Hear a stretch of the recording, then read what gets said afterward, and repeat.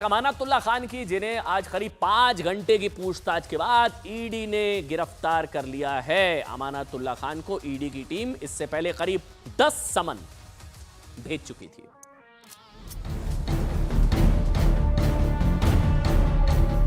ये लोग मुझे परेशान कर रहे हैं, फर्जी मुकदमात लगा रहे हैं, आए दिन कोई ना कोई उलझन परेशानी खड़ी कर रहे हैं।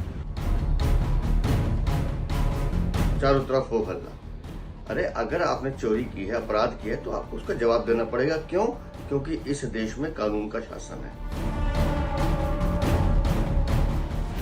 केंद्र सरकार की गुंडागर्दी चल रही है। ये गुंडागर्दी है। कोई भी व्यक्ति, वो कितना ही शक्तिशाली क्यों ना हो, वो कानून के दायरे के बाहर नहीं है और इसीलिए अमानतुल्लाह खान जी की जवाबदेही बनती है। तुम ये जो हथकंडे अपनाना चाहते हो अपनाओ। तुम्हारे सामने आम आदमी पार्टी किसी भी रूप से झुकेगी नहीं, लड़ती रही है, लड़ती रहेगी। देखिए, आम आदमी पार्टी टोटल का टोटल अपराधियों से घिरा हुआ है। आम आदमी पार्टी के लोग उसको ये बता रहे हैं वो एक नोटोरियस भ्रष्टाचारी और एंटी सोशल एलिमेंट है। सीबीआई क्या कहते हैं, चार्जशीट भेजा के लिए उसमें कोई सबूत नहीं मिला उनको। अब ये उसी केस को क्या कहते हैं, ईडी कर रही है। आम आदमी पार्टी के सीनियर लीडर अमानतुल्लाह खान गिरफ्तार हो चुके हैं। साहब 10 समन भेजे गए थे, बताया गया पूछताछ में शामिल ही नहीं हो रहे थे। आज 5 घंटे पूछताछ की, गिरफ्तार कर लिया अमानतुल्लाह खान को। अमानतुल्लाह खान को ईडी ने राउज एवेन्यू कोर्ट में पेश किया और 10 दिन की रिमांड मांगी थी, जहां ईडी की अर्जी पर कोर्ट ने फैसला सुरक्षित रख लिया है। अमानतुल्लाह खान आम आदमी पार्टी के सीनियर लीडर, वक्फ बोर्ड घोटाले में आरोपी हैं। उन पर दिल्ली वक्फ बोर्ड का चेयरमैन रहते हुए अपने पद के दुरुपयोग करना और अपने करीबियों की नियुक्ति करने के उन पर आरोप है। ये पूरा घोटाला क्या है और अमानतुल्लाह खान की गिरफ्तारी के बाद किस तरह इस पूरे मामले को लेकर पॉलिटिक्स हो रही है ना, आम आदमी पार्टी बचा रही है कि ये बदले की कार्रवाई और सारी चीजें आम आदमी पार्टी को खत्म करने की साजिश, वो सेम स्क्रिप्ट मैं आपको आगे बताऊंगा। लेकिन इससे पहले आप ये तस्वीरें, अच्छा तस्वीरें हम आपको दिखाते हैं। हाँ, ये तस्वीरें आप इस वक्त चल रही हैं, दिखाइए क्या हुआ। जब आज करीब सुबह 7 बजे ईडी की टीम अमानतुल्लाह के घर उनसे पूछताछ करने पहुंची ना, काफी देर तक ईडी की टीम, बताया गया कि पुलिस अधिकारियों के साथ उनके घर के बाहर खड़ी रही, लेकिन अमानतुल्लाह खान घर का दरवाजा खोलने के लिए तैयार नहीं थे।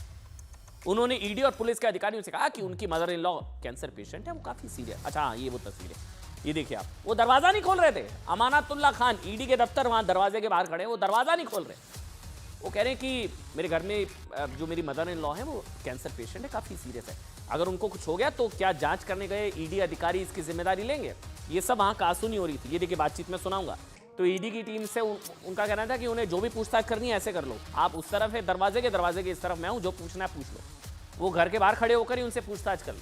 लेकिन ईडी की टीम ने कहा, पुलिस के अधिकारियों ने कहा, अगर वो दरवाजा नहीं खोलेंगे तो उन्हें दरवाजा तोड़ना पड़ेगा। तब जाकर उन्होंने ईडी के अधिकारियों के लिए घर का दरवाजा खोला। दिखाइए एक बार वो पूरा वीडियो हम आपको दिखा दें। ईडी के अधिकारियों से अमानतुल्लाह खान की बहस क्या हुई, दिखाइए एक बार। देखिए एसएचओ साहब, जब इन्होंने मुझे बुलाया जी, तब मैं गया। मेरी मदर इन लॉ को कैंसर है, सीरियस पेशेंट है। अभी 4 दिन पहले उनका ऑपरेशन हुआ है। मैं इनसे ये जानना चाहता हूँ कि इस बात की अगर ये जिम्मेदारी लेते हैं कि उनकी मौत नहीं होगी, टेंशन नहीं, हम ये करेंगे। अगर आप ये जिम्मेदारी अगर लेते हैं कि अगर मौत नहीं होगी, मैंने आपको लिख कर दिया हुआ है, कोई हमने अभी तक आपके साथ मिसबिहेव नहीं किया। हमने सिर्फ कहा, सुन लीजिए ना, आप सुन लीजिए पहले, आप सुन लीजिए डिप्टी डायरेक्टर साहब, सुन लीजिए आप पहले मेरी बात सुनिए आप। मैंने सिर्फ ये इतनी टाइम जो आपको लगा, सिर्फ इसलिए लगा कि लोकल एसएचओ मेरे मौजूद नहीं थे। मैंने कहा कि लोकल पुलिस आ जाए। अब आप मुझे ये बताइए, क्या आप ये जिम्मेदारी ले रहे हैं कि मुझे आप गिरफ्तार करके ले जाएंगे, मेरी मदर इन लॉ को कुछ नहीं होगा, ये आप जिम्मेदारी ले रहे हैं? Please listen, you are raising your voice and disturbing your own mother in law. नहीं, आप सुनिए ना, मेरी मदर इन लॉ, मुझे गिरफ्तार करने आए ना, अब जैसे ये आप बताइए कि मेरी यहाँ पर मेरी मदर इन लॉ कैंसर से पीड़ित है। जो पूछताछ करनी मेरी पिछली मरतबा ये आए थे, मेरी मदर जो पिछली मरतबा आए थे। मेरी बात सुनो, आपसे पूछताछ करनी इन्होंने, आप अंदर क्यों बुलाते हो, आप अंदर क्यों शोर करते हो? अरे सर पिछली बार आए थे ना, इसी केस में ये देखिए, इसी केस में सीबीआई एसीबी ने मुझे गिरफ्तार कर लिया, सर्च कर लिया। इसी केस में 10 अक्टूबर को 2023 को ये ऑलरेडी मेरे घर सर्च कर चुके हैं। अब ये क्या पूछताछ? अच्छा, अमानतुल्ला खान को पता था, दरवाजा खोला नहीं, यहाँ दरवाजा वो अंदर तो मैं वहाँ अंदर। अमानतुल्ला खान को पता, अगर ईडी के अधिकारी इधर अंदर तो मैं वहाँ अंदर, फिर खोलना पड़ा ना साहब दरवाजा। अमानतुल्ला खान को ईडी की टीम इससे पहले करीब 10 समन भेज चुकी थी। 10 समन लगा, बताया गया कि वो शामिल ही नहीं हो रहे पूछताछ में। 10 समन भेजे गए। कुछ महीने पहले एक बार वो ईडी के दफ्तर में पूछताछ में शामिल होने गए थे और देर रात तक ईडी ने उनसे पूछताछ भी की थी, लेकिन अब आगे ही पूछताछ के लिए वो ईडी के दफ्तर में पेश ही नहीं हो रहे थे। आज ईडी की टीम उनके घर पहुंच गई, कहा दरवाजा खोलो। अमानतुल्ला ने कहा मैं नहीं खोलूंगा, पुलिस ने कहा दरवाजा तोड़ देंगे। आई, पूछताछ की, 5 घंटे पूछताछ, गिरफ्तार करके ले गए। इस बीच अमानतुल्ला खान ने एक वीडियो भी जारी किया और खुद को बेकसूर बताया। उन्होंने कहा कि 2016 में सीबीआई ने उनके खिलाफ एफआईआर दर्ज की थी।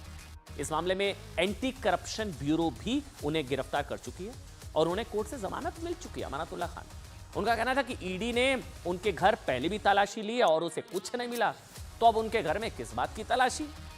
वहीं आम आदमी पार्टी के नेता संजय सिंह अमानतुल्ला खान की गिरफ्तारी के बाद उनके घर पहुंच गए और उनके परिवार वालों से मुलाकात की।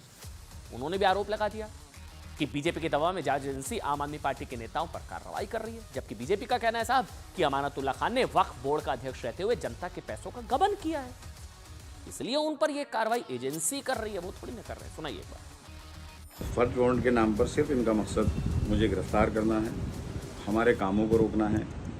पिछले 2 साल से मुस्तकिल ये लोग मुझे परेशान कर रहे हैं, फर्जी मुकदमात लगा रहे हैं, आए दिन कोई ना कोई उलझन परेशानी खड़ी कर रहे हैं और मुझे ही नहीं, मेरी पूरी पार्टी को। मुख्यमंत्री जी जेल के अंदर हैं, अभी मुख्यमंत्री जेल से आए हैं, संजय सिंह जेल से आए हैं और सत्येंद्र जैन जेल में हैं और अब ये मुझे गिरफ्तार करना चाहते हैं। सिर्फ इनका मकसद है कि हम लोगों को तोड़ना और हमारी पार्टी को तोड़ना। आप लोगों को शर्म नहीं आती? ये आपकी जांच है। एक मामले की 3 इन्वेस्टिगेटिंग एजेंसी जांच कर रही है। 2 एजेंसी की जांच में कुछ मिला नहीं, आपकी जांच में कुछ आज तक साबित हुआ नहीं। पहले 13 घंटे की पूछताछ कर चुके हो, उसके बाद आपने घर पे पहले भी एक बार छापेमारी कर ली है। किसी भी एजेंसी का दुरुपयोग करना गलत है, चाहे वो कोई मीडिया की एजेंसी हो, चाहे कोई प्रशासनिक एजेंसी हो। उसका दुरुपयोग करना बिल्कुल गलत है, किसी भी गलत मंशा से उसका दुरुपयोग करना गलत है। अगर सही कार्य के लिए किया जा रहा है तो शुरुआत से एजेंसीज बनाई गई थी। कोई भी व्यक्ति, वो कितना ही शक्तिशाली क्यों ना हो, वो कानून के दायरे के बाहर नहीं है और इसीलिए अमानतुल्ला खान जी की जवाबदेही बनती है। अच्छा, ईडी किन मामलों की जांच कर रही है, भी तो जानना चाहिए ना। ईडी किन मामलों की जांच कर रही है अमानतुल्ला के खिलाफ, उन पर कौन कौन से गंभीर आरोप हैं जिसके बारे में पूछताछ के लिए ईडी ने उन्हें गिरफ्तार कर लिया। अमानतुल्ला खान पर पहला आरोप यह है कि उन्होंने, सुनिएगा बहुत ध्यान से, उन्होंने वक्फ बोर्ड का चेयरमैन रहते हुए करीब 100 करोड़ रुपए की वक्फ संपत्तियों को अवैध तरीके से लीज पर दिया। ये उन पर आरोप है। 100 करोड़ का घोटाला बताया जा रहा है इसके साथ। दूसरा आरोप है नियुक्तियों से जुड़ा है। एजेंसीज का आरोप है कि उन्होंने वक्फ बोर्ड में मनमाने तरीके से नियुक्तियां की और 32 लोगों को अवैध तरीके से भर्ती किया। तीसरा बड़ा आरोप, इसलिए तो एजेंसी 10-10 समन जारी करती है, वक्फ बोर्ड के फंड के दुरुपयोग का। यह बहुत सीरियस है। आरोप है कि उन्होंने वक्फ बोर्ड का अध्यक्ष रहने के दौरान वक्फ बोर्ड के फंड का दुरुपयोग किया, गलत इस्तेमाल किया और वक्फ के खजाने को नुकसान पहुंचाया। सितंबर 2022 में वक्फ बोर्ड घोटाले की जांच के दौरान एंटी करप्शन ब्यूरो को अमानतुल्ला के करीबी कौशर इमाम सिद्दीकी के घर से एक, बताया जाता है साहब, एक लाल डायरी मिल गई थी। लाल डायरी। अब एसीबी के मुताबिक इस लाल डायरी में अमानतुल्ला खान के कई सारे राज हैं और करोड़ों रुपए के लेन देन की एंट्री भी लिखी गई थी। एसीबी ने इस बात का भी शक जाहिर किया था कि डायरी में दर्ज करोड़ों रुपए हवाला के जरिए दुबई से भेजे गए थे। हवाला के जरिए। अब एसीबी का दावा है कि ये डायरी अमानतुल्ला के खातों की है। इसके अलावा अमानतुल्ला खान पर यह भी आरोप है कि उन्होंने वक्फ बोर्ड में गैर कानूनी तरीके से नियुक्तियां करके काफी पैसा बनाया।